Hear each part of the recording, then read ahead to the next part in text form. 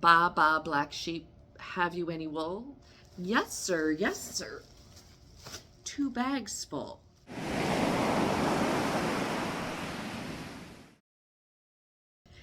Hey there, how are you doing this chilly January day? I'm cuddled up close to my fake electric fire here because it's chilly. It's not up north chilly cold, January cold, but for Alabama it's a little cold today. And I just wanted to join you here in front of my fake fire and share some things that I've been working on over the last week or so since the beginning of the year, and some fun projects and ideas that I have going forward. So first of all, you notice my new hat. Let's have a discussion about the name of these hats. Where you are from, what do you call a hat like this? Is it a beanie? Is it a toque? Is it a toboggan? In my world, a toboggan is a sled, but after living in Tennessee, I realized some parts of the country call this a toboggan. Or is it a chapeau? Is it a cap? I don't know. To me, it's just a nice hat. Let me take it off and mess up my hair. I was in the mood to knit, and I get that way this time of year, and I haven't blocked this yet, so it's still a little funky. And another YouTuber, I wish I could remember who it was, showed this hat pattern that she had made, and I wrote down the pattern name and looked it up on Ravelry, and I will put the link to it in the description. And it was funny, I had a hard time finding it at first because she called it what I heard her say was the Pikachu hat, and I'm thinking Pikachu. It's not. It's Pikachu might be how you would pronounce it. So again, I will put the name and the link in the description below. I found it on Ravelry. I do believe it is a free pattern, if I remember correctly, and it's a really nice, simple lace knit hat because this is leftover yarn from a sweater that I made a couple years ago, and this yarn was by Barocco Cambria yarn, and it is a linen and baby alpaca mix. There might be some other lyocell or something in there as well. So it's super soft, it's super lightweight, but with that baby alpaca, it's also pretty warm. Again, I don't need, wind chill factor kind of hats down here. I just need something to keep my head warm on chillier days. I do need to block it though, but I have been wearing it the last couple days when it's been in the cold-ish range. So that was a quick project. I did it this weekend. I don't know how many hours of knitting, but I did spend like the majority of Sunday knitting it, but it was a pretty quick knit. What else have I been working on? Well, of course, this project is ongoing. My hexagons, English paper piecing hexagons. I don't know the last time I showed you where I was at, but this is where I am now. I still have quite a few. I think the last time I updated you on this project, I thought I only had like 29 or 30 more to go, but I miscounted. So I know I need to have 91 units, I believe, for the full project, and I haven't counted these. Let's see if I can do it real quick. 2, 4, 6, 8, 10, 12, 14, 16, 18, 20, 22, 24, 26, 28, 30, 32, 36, 38, 40, 41. So if my math this time is correct, I still need 50 more of these, which seems like an awful lot. But sometime this week, I am going to lay these out on the floor in my studio space and see where we're at and measure it and see if my math was right this time. Because 50 more of these, that's a lot more. So, I mean, that's almost double. That's actually more than double what I have here. Because what did I just count? 41? Yeah, it's over double And I've been working on that for a while. So I'm hoping my math was wrong, but I don't know. Okay, what else did I work on? Oh, this little thing. It's up here on the mantle. So I have told you about my friend Anne, whose show I helped her put together here around Thanksgiving holiday. And at the end of her exhibition there, she did a little event, a little workshop with my other friend, Helene. If you know Max and Moritz, who show up in my videos randomly, Helene is their owner. And Helene and her husband are both working artists here in Selma as well. And one of Helene's gifts is to do art education or community outreach using art. And so we got together in the space where Anne's show was, and Anne led us in a lovely meditation, and then Helene had us all we had a piece of watercolor paper, and we just kind of played. There was no, it just put the color on the paper and see what happens. And then afterward, we kind of looked at our work and see if it evoked any feelings or ideas or thoughts. Very lovely activity. Well, then just this past Friday, Anne invited me down to her house where she has her studio, and we took those pieces, just myself and another friend, we took our painted pieces that we had done during that workshop, and we made these little accordion books. And then Anne just had a whole bunch of random images from magazines and words and fun paper, crafty, stickery things, and we collaged on these. And we also had painted the back side of the paper as well, so we had a two-sided book. I haven't quite finished the back side. I did put some images and some papers collaged on there, but I haven't decided what else. And I also need to go get a little ribbon to tie around it. But I haven't made books in a long time, and I used to do a lot of book making and journal making, and I do follow a couple YouTubers that do art journals and fabric journals, stitch journals, and it is something I would like to do more of this year, perhaps. So I'm going to share that little project with you. And then, where are we at? Of course, it's the beginning of a new year. And with the beginning of a new year, a lot of people set intentions or resolutions and that kind of thing, which I've done a little bit. And we'll get to kind of that part of the new year in a second. But another thing that a lot of us, I think, do this time of year is we want to get a start on our spring cleaning, perhaps, or start clearing out and reorganizing our space for the new year. So I've been doing some of that in the last week or so. One thing excuse my voice, I should have got my own cup of tea.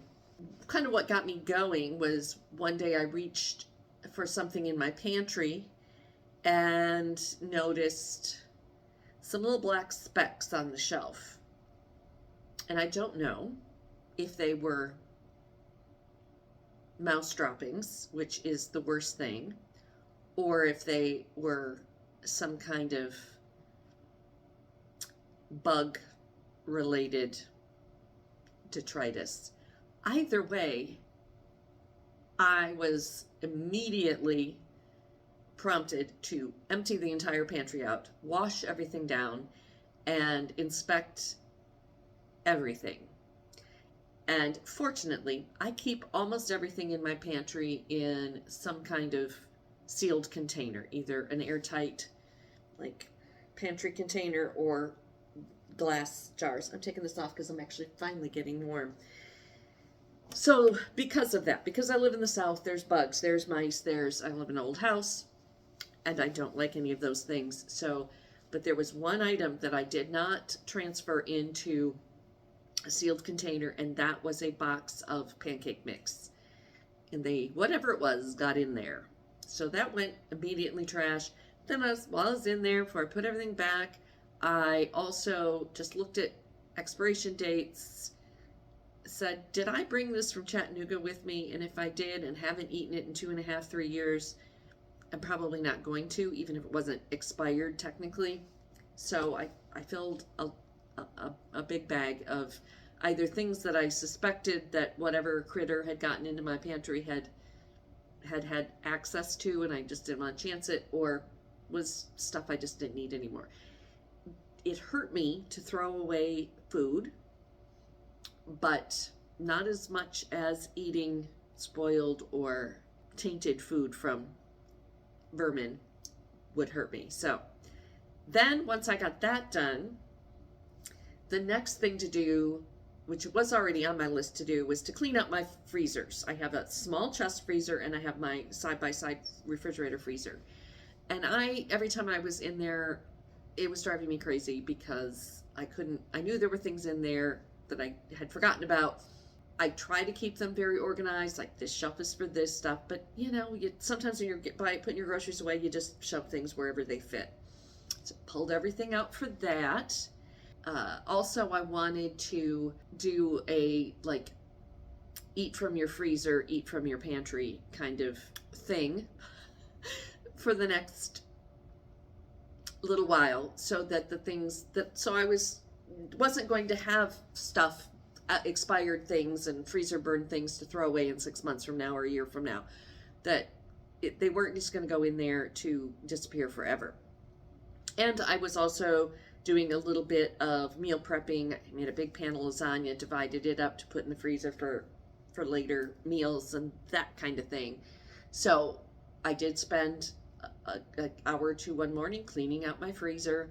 I didn't have as much to throw away, luckily, from that, but there were a few things that, no matter how good we think we're being on labeling and putting things in their proper place in the freezer, you're going to still end up with things that get freezer burned, or this random bag of something that wasn't labeled and you're not sure what it is. So those all got tossed.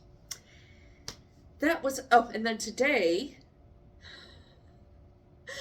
I reorganized my sock drawer, and I know how exciting that sounds, but really it kind of was. I treated myself before Christmas to about 6 new pair of nice wool socks, and knew that in order to get those new socks into the drawer, old socks had to go away.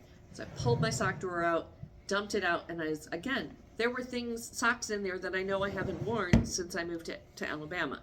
Cleaned them all out, actually recycled all the socks that I wanted to get rid of. The company that I get my socks from that I like, they have a program where you can, when you order socks, they'll send you this pre-addressed big envelope bag thing that you can put all your old socks in, and they will shred them and use them for stuffing, or I don't know exactly what, bedding for animals or something. So I did that big bag of old socks. Some of them were singles, some of them had holes, some of them were just socks I just didn't wear anymore. So sock drawers are organized. And then, of course, where did it go? It wouldn't be the new year if we didn't get out a new planner and tell ourselves that we were going to get so organized and plan our goals and all the things for the new year. I used to really live and die by my planner, and then when I moved to Alabama, I just haven't had to schedule my days. Like when I was pet sitting and dog walking, I had to have everything by hour because I had to make sure everybody fit and I could get from one client to the other.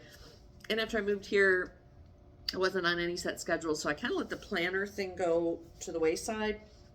And I bought this planner, I think in 21. And when I got it, I was like, that's too big. I can't carry it with me. And again, because I was on the road pet sitting, I always needed to have one I could carry with me. But again, I didn't want to go buy new when I had something perfectly serviceable in my stash. So I haven't really started with all these upfront pages, a little bit here and there. on goal setting and plans, things like that, habits and goals. But I have started my January calendar and my weekly calendar. So, what am I learning about myself with this process, with this new planner? One, I am specifically blocking off time for work time, for making videos, editing videos, house projects, whatever. And so that when somebody contacts me and says, can you do this for me? Or can you come and help me do this? Or are you available? I can say, well, I am not available on Friday from 1 to 4 because I'm already up. They don't need to know that I'm just going to be sitting here in my living room editing videos, but I'm working. Also, even more important than blocking off specific time to work, although that is very important if you're self-employed or somebody else isn't setting your hours for you, is to set aside time to play and to rest. And Sunday, which is 2 days ago, I did exactly that. I put on my calendar rest day, and I knit my hat. I read my book, actually read my book while knitting my hat, so did a twofer there. Watched all the TV I wanted to watch, and it was actually almost harder for me to not do something than it was to just jump up every 5 minutes and sort my sock drawer or something like that. But it's much needed. Those two things, blocking off my time for my own needs and blocking off time for my own need to rest, as well as some of the other things that I have found that have been helpful. I put things in here with deadlines because I'm a terrible procrastinator and I'm a terrible one for not doing a job until the night before it needs to be done. And then the quality isn't there, the effort isn't there. I'm planning my schedule ahead of time and working, say, okay, it needs to be done at this date, so let's go back 2 or 3 weeks and break it up into jobs. I know. You're saying, well, that's how everybody does this. I know. But my ADHD brain, which is what it is, needs a little more direction sometimes because I have too many ideas and I can't focus on any one thing. But on that note, another thing that I have learned, if you're going to start a new habit, don't try to do too much too soon or you'll give up. And the other thing is, it's perfectly fine to put something on your list for the day after you've done it. And so you can still have that dopamine hit of checking something off your list and to not get lost in the details. Because this planner is broken down hourly, actually I think it's every 30 minutes. Yes, it's every 30 minutes. I have to keep telling my brain, you don't have to go by those 30-minute increments. Just make a list for the day and check them off if that's how you need to do it. If there's something that does need to happen at a specific time, a doctor's appointment, working for somebody else, or something like that, well, put that on there and put it in a different color. Whatever works for you. For me, that's how I'm trying to do it. But I'm not really trying hard not to let myself get too lost in the details and just get mired in it and then leave it aside. I am also slowly figuring out, these planners all come with all these, extra little habit trackers and to-do lists and plans and things, work-life balance goals. And I need some of that, and I've been using it, but there's things that aren't in here that I do need. So I'm kind of repurposing some of the areas, and I'm still fine-tuning those so I can personalize it for myself. And another little thing I just figured out this week that works really well for me. I have my overall to-do list, what needs to get done this week. And it's actually, the bigger jobs for the quarter, then break those down for the months, then break those down per the week, etc. So at the beginning of the week, I know what I really need to prioritize this during that week. I've also started a little list of mini tasks, things that I know if I just went and did them won't take me more than maybe 30 minutes, and that's because I have to look for, the right screwdriver head or something like that.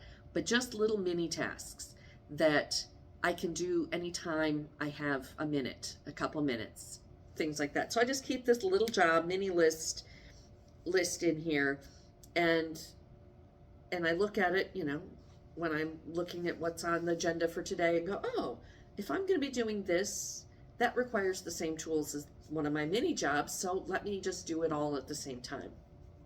And that's really worked well for me so far. I mean, we're 2 weeks in, but I can see if it's on my list, I won't forget little things, because that's what I was finding. It's like, oh shoot, I never did that little job that needed to be done. And now, if I think of a little job and I don't have time to do it right then, I write it in here on my mini job list, and it doesn't get forgotten. And then if I find something and I go ahead and do it, and it's not on one of my lists, I add it to my list and cross it off so that I feel like I'm doing something else. I'm hoping that I get back into the good habit of using my planner, and even if I don't have to have it in front of me every day and check it hourly like I did when I was needing to, I can check it in the evening before I go to bed and just say, what do I want to get done tomorrow? What's my priorities? Go to bed kind of pre-planning what I'm going to do the next day. Okay, so that is that planner. And then in my planning to plan, I remembered this book and this workbook that I got at least a year ago. Never did anything with. I think I started looking through it and was overwhelmed. Very common feeling, to be completely overwhelmed by things. But with what my family, my siblings, and I have been going through with our elderly parents over the last year, and when I say my siblings and I, it's mainly my siblings, because I'm too far away to really hands-on help, but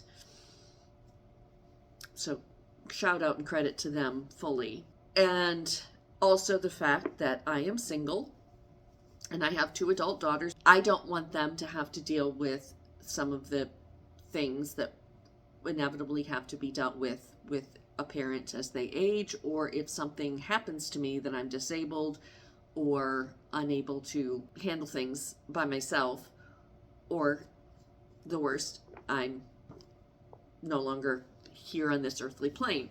So my sister had recommended this book to me, and it's called Get It Together, Organize Your Records So Your Family Won't Have to. And there's a lot of other things like this out there, so this just happens to be one that she had used.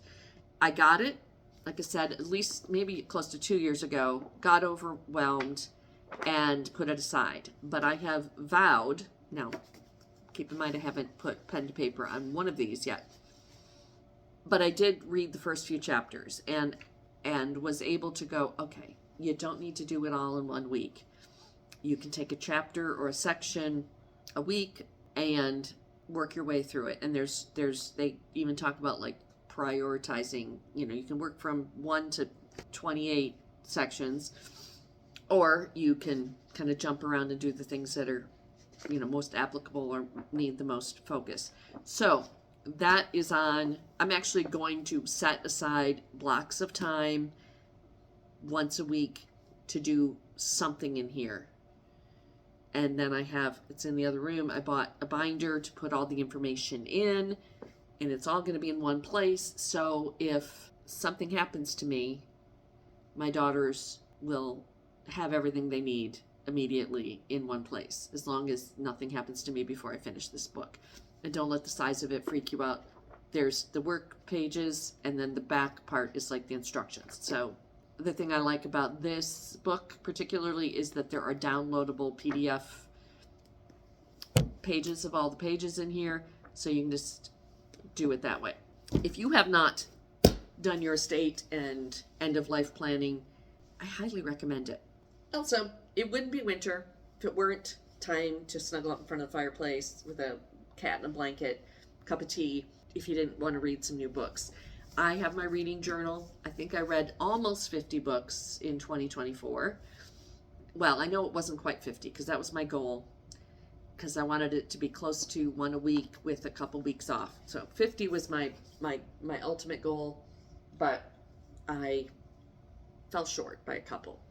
I've got these two new books that I have not cracked the covers on, but I'm very excited about. This first one, I was on the pre-order list, so it came as soon as it was available, and the author is H. Byron Ballard, and she is in Asheville, North Carolina. She was supposed to be our featured speaker at the Herbal Conference this past October, but because of Hurricane Helene, she was not able to make it because she needed to be with her community in North Carolina. So sadly, I did not get to meet her in person, but I did pre-order her latest book. And this book is called A Feral Church, A Guided Journey to Find Magic, Kinship, and the Goddess. And I'm really looking forward to curling up with this one. And this, my understanding is it is kind of a series, not a workbook necessarily, but there are meditations and workings and things that you can do in this. So it's not just to sit down and read. It's kind of an interactive book.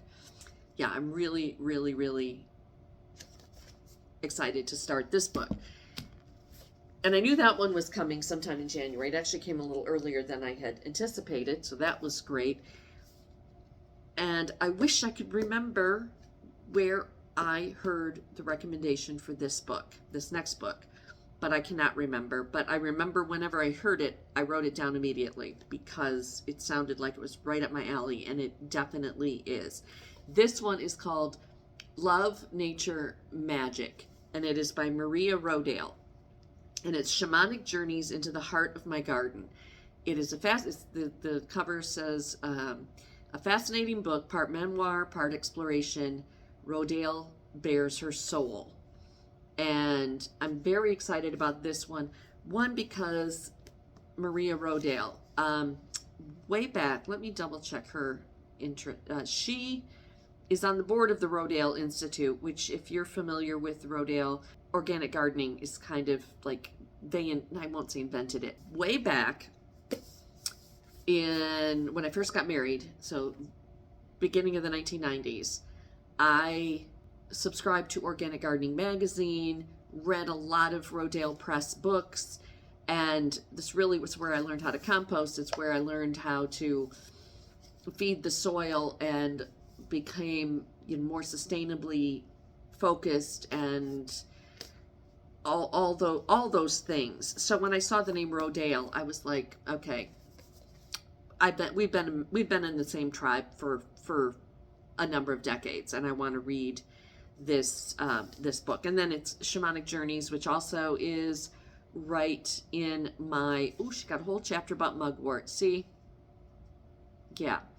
Anyway, I'm really looking forward to reading this book.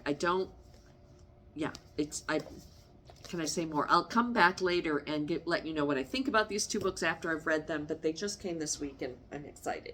The last couple things that I want to share with you today is, one is a Christmas gift. And it is such a perfect Christmas gift on so many levels. Let me show it to you. Can we focus? Are we focused? I can't see. It is a little diorama, you can see it's got some depth to it. And it is a little beetle, a little bug, and his antique sewing machine, and his ball of yarn, and a frame picture of a black cat. And I absolutely adore it. But what makes it even better is that this is handmade specifically for me by my daughter Emma. So there will be a link to her website and her Instagram. She is a working artist. She lives outside of up in the Nashville area. Art business name is Emma Bug Studios, which I also love because Bug was her nickname when she was little. She has loved bugs as long as I can remember, as long as she's been cognizant of the world around her. I used to call her Bug. She's a little bug, and her boyfriend now calls her Bug, and she named her business Emma Bug. So here is her stamp. Again, Emma Bug Studios. Yeah, so this is treasured very much so, and I've got to find a very safe and perfect place to hang it soon. But right now I'm putting it way up on my top shelf of my mantle where hopefully no felines can get to it and drop it. So let me go put this away.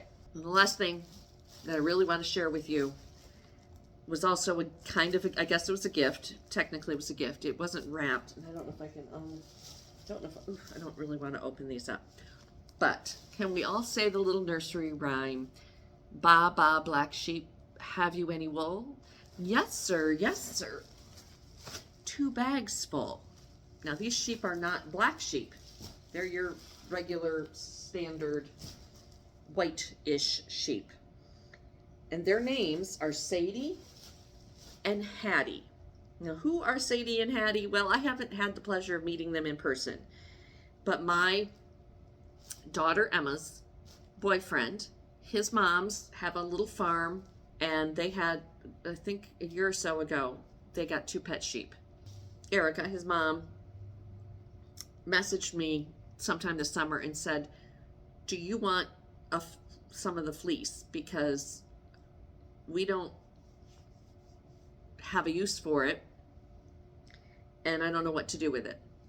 And I said, well, I've never spun wool, like I've never worked from raw fleece all the way to the yarn, but I'm willing to try. Now also I have no idea what the breed of these sheep were because she couldn't remember, and I'm pretty sure that they are not, like, I know they're not Merino or Romney or Corriedale or anything fancy. And oh, this is still fully in the grease. My daughter had it, she got it from them, I think when they were up there at Thanksgiving. And then it was in the back of her car for a month. And she said she was really tired of carrying it around because her car smelled like a barn. And then I had it in my car for a couple days after I got back from Tennessee. And my little car smelled like a barn. And yeah, it smells like a sheep barn. I do have a airtight container that these are going to go in until I can clean them and deal with it. And I'm going to put some cedar blocks in there with it. All right, so I have no idea what kind of sheep these are, but it's got a nice crimp, maybe too much crimp,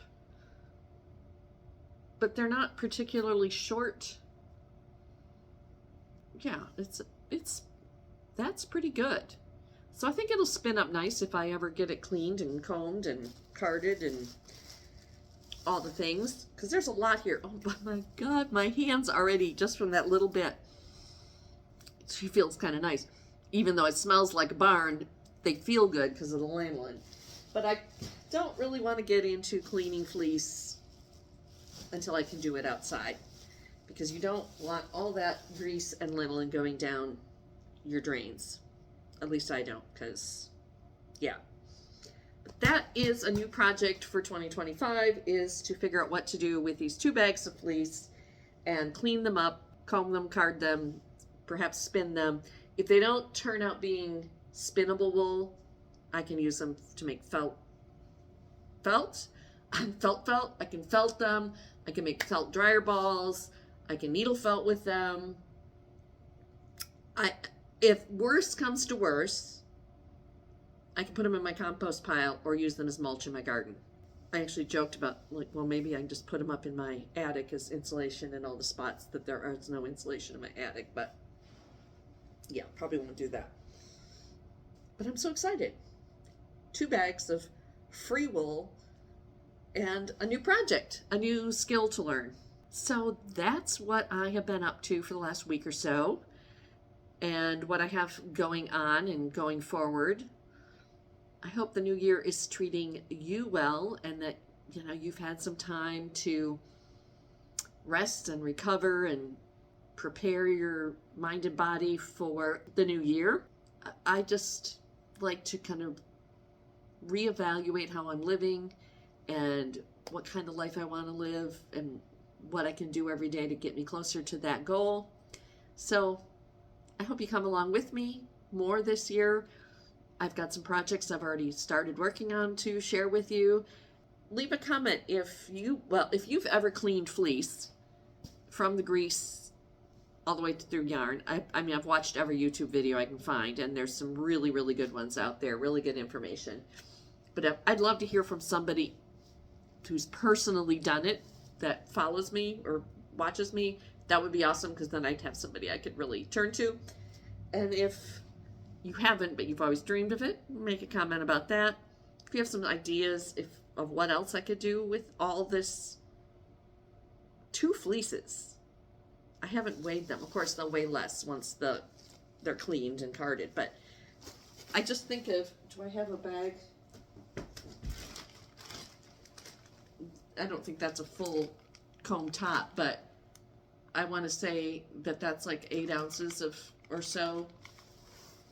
Yeah, I'm going to have lots of, if it turns into halfway decent fleece, I don't know. The world is my woolly oyster. Ooh, that sounds gross. Okay, anyway, let's say goodbye. I'll talk to you next time. I think the next video that you'll see coming up is either going to be a big announcement, big-ish announcement on a new series for this channel, and or a new project that I have in the works for you that I'm going to share. And we will see you next time. Peace out. Love you lots. Take care of yourself. Bye.